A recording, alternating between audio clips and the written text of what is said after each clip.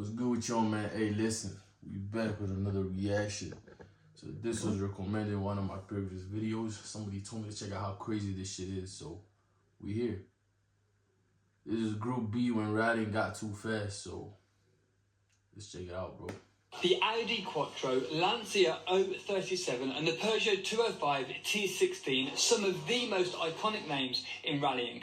Cars that pushed the limits of what was possible in a way that we haven't seen since. It was called Group B and is still held as the golden era of rallying. Group B was a class where manufacturers were allowed to go all out with almost unlimited power, crazy aerodynamics and new exotic materials. It brought about new technologies like four-wheel drive, semi-automatic gearboxes and clever turbocharging systems. However, so the cars were just modified to the brim. It was only for the bravest of drivers. The hugely powerful cars needed a lot of manhandling to thread them through the tight, twisty stages, away from huge drops and dodging a sea of spectators. You gotta have a lot of control, bro. I mean a lot of control. But how did this come about, and what can we learn from the crazy cars that won in the Group B era? Rallying went wild in the 80s. The FIA wanted to attract more manufacturers and so created a class that would give the designers pretty much free rein. No power limits, no regulations on boost, and whatever exotic materials you like. That's crazy. Rally cars over the years have been largely based on road cars, with rules tightening and loosening on how close the relationship has to be between the stock car and the ones that actually race the stage. So basically, they just created rockets. Rockets to drive the road. For example, in the Group A class, the manufacturers have to produce 5,000 road-going versions of the car before it is allowed to compete. In Group B, to lower the costs and interest manufacturers, they ruled that only 200 cars needed to be produced. Group B also allowed almost endless modifications to be made, meaning the rally cars were nothing like the road cars at all. This approach really worked, attracting many manufacturers to Group B, names like Lancia, Porsche, Peugeot, Audi, Toyota, Ford, as well as so many more. Lancia took the Drivers' Championship in the first year of Group B with the 037. It was the last rear-wheel drive car to win in the WRC. It was incredibly light, using fiberglass and Kevlar for the body, and was powered by a mid-mounted 250 horsepower engine. It has much larger wings than many cars of the time, with a huge rear spoiler to stabilise the car at high speeds.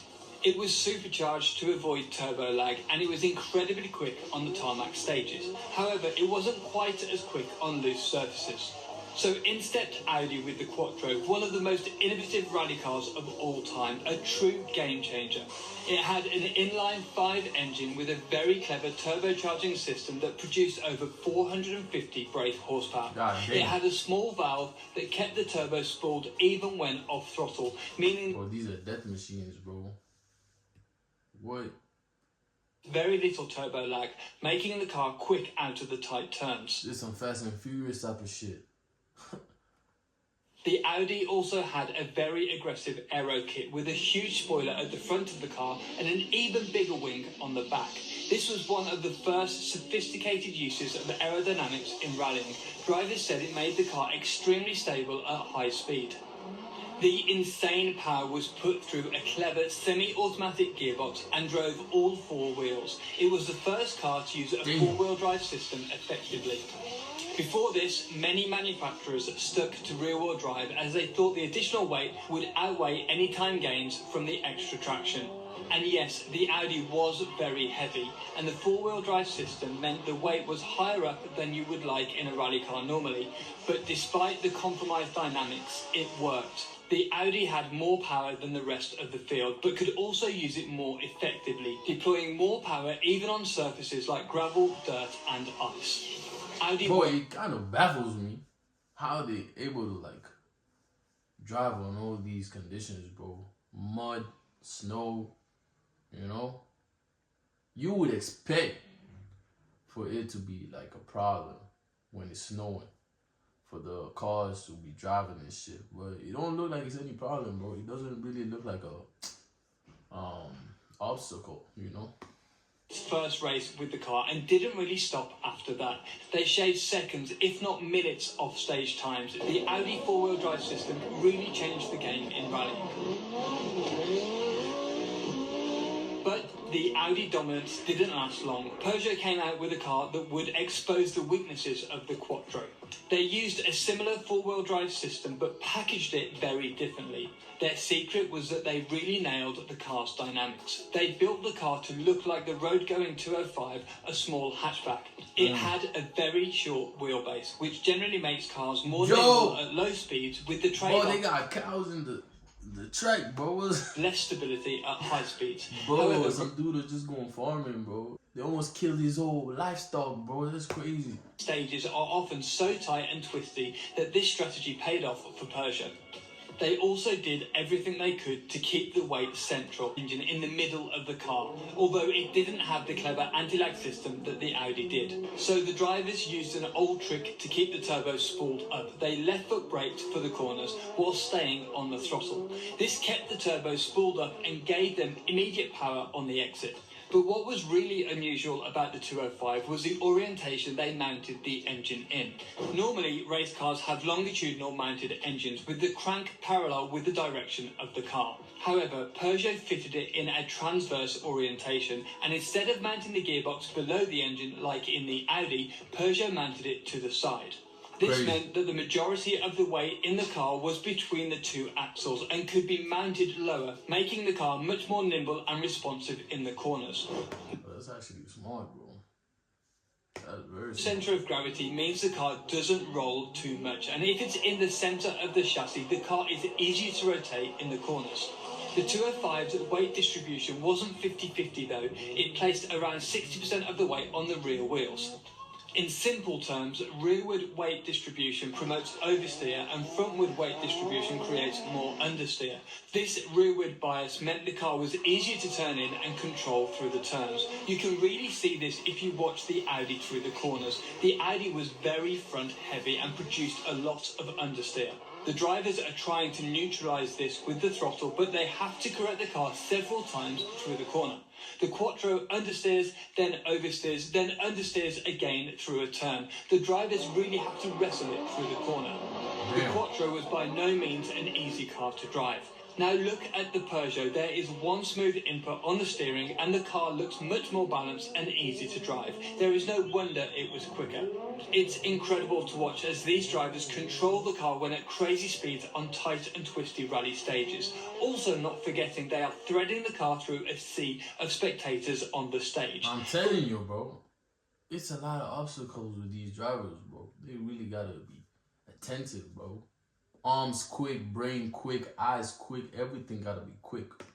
Why are the fans allowed to be so close to the cars? You see, I was asking, but why the hell are the fans allowed to be this close, bro? Isn't that very dangerous? Oh no, he about to say something about it. The stage. But why are the fans allowed to be so close to the Tell cars? me, why? The stages are public roads, meaning anyone could go and spectate. However, it meant that many got extremely close to the cars. That's crazy.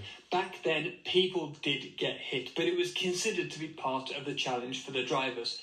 Telling you, bro, and somebody actually left a comment explaining this, but it's on a public road. Yeah, it does make sense, but at the end of the day, it's like, what if somebody gets hit and dies? You know, who's the blame gonna be on? I mean, clearly, the nigga who's standing next to the car, right? It should be. But a lot of people wouldn't see it like that. They would see it like, why is there like, how, what do they call like the people who host the tournament? Why don't they have safety measures? You know, it would have been very controversial. But looks like the race still going on years later. Ain't no problem. I ain't heard about no problem. So hey, it looks like it's working out, bro. They often kept it pinned and had to hope that the fans would get out of the way in time. This guy even had to jump over a passing car. Crazy. Many manufacturers understood that Peugeot's approach was the way to go, all producing smaller, short wheelbase cars with all the weight in the middle. MG created the Metro with a distinctive boxy shape and a huge front wing, and the Renault 5 took a similar approach too. However, it was Lancia that did it the best. They finally scrapped rear-wheel drive after being uncompetitive all year, so they created the Lancia Delta S4, a short wheelbase four-wheel drive monster. Firstly, they developed an engine with a genius twin charging system. They fitted a supercharger to avoid the lag of a turbo, a bit like the Lancia 037. However, this created less power at high revs. As a supercharger is directly driven by the engine, it can provide boost at low revs, but saps more and more power as the revs climb. So what Lancia did was fit an additional turbocharger that would provide boost at high revs. So low-end boost was provided by the supercharger before cutting out and letting the turbo take over at higher revs. This meant the Delta S4 was amazingly powerful and had the grip to put it down onto the stage. It took many wins before eventually bringing the Group B era to a close. This era of rallying was amazing to watch. Incredibly fast cars and amazing drivers all pushing to the limits of what's possible. There were different winners every year and cars that looked remarkably different with incredible engineering. So that was very competitive in this group, huh? But you can't ignore the fact that it was extremely dangerous. The cars were too powerful, difficult to drive, and not enough emphasis was put on the safety of drivers and spectators. The biggest issue was the minimum weight rule. Cars could weigh as little as 890 kilograms. So to be competitive, manufacturers would do anything they could to get this limit down. This created a breed of cars that were very fragile and not up to the job of protecting drivers in a crash. Many of the drivers explained that if this weight limit was higher, more strengthening could have been added to better protect the... Bro, look at this. She look like a paper car. In a crash. Several huge crashes happened. In Portugal, Santos crested a rise in his Ford RS200. He lost control and went off the course, horrifically injuring 31 spectators and killing 3. All the teams immediately pulled out of the rally and it left Group B hanging on by a thread. A few months later, the final blow came. Lancia's Henri Toivonen was the championship favourite when he lost control late in a fast turn. He was winning by a huge margin when he and his co-driver Sergio Cresto came flying off the road, heading down a steep hill. The impact ruptured the fuel tank, spilling fuel over the red-hot turbocharger, sending the car up in flames. After the incident, it was barely recognisable as a car, and both Henry and Sergio were killed in the crash. God damn, that's sad. This led to many manufacturers pulling out, and the FIA ended the Group B class the following year. It really took death for them to stop this shit. By no means did this sound safe at all, bro. They were really going at it. And we have it, bro. Group B was no joke. When was the years that Group B took place? Hold on, let me find out, bro. It was 1982 to 1986. Damn, that's a minute ago. But yeah, there we have it. Hope you really enjoyed that video. If you did, make sure you like and subscribe. I'm going to catch you in the next one. Peace out.